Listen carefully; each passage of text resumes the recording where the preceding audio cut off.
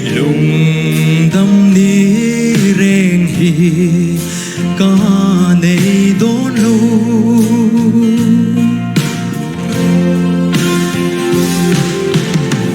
chót là em nói căn đón chuyên chế mà sẽ mình đón về lâu cả đi tê kha cả tua rắn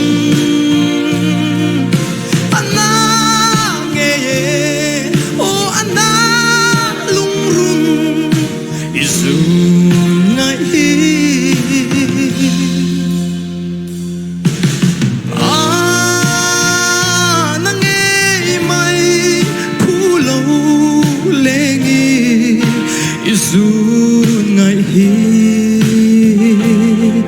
đầm lại có vẻ là nặng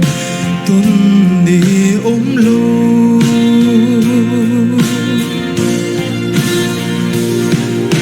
mà ngày thu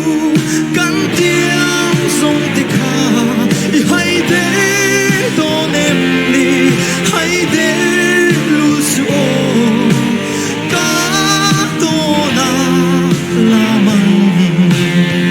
lâu lê lê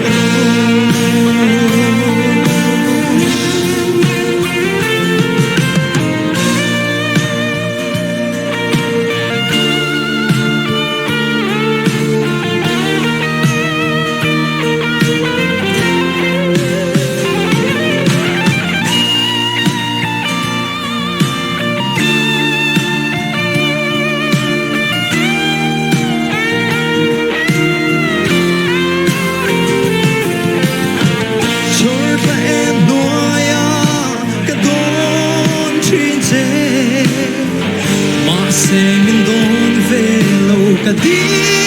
tê kha cả tua rắn anh nghe ô anh lung rung isu ngày hi gian khó lâu lại râu mê giam hiền mình đón tir chi san mu chín dài rèn hi ca rel thế lâu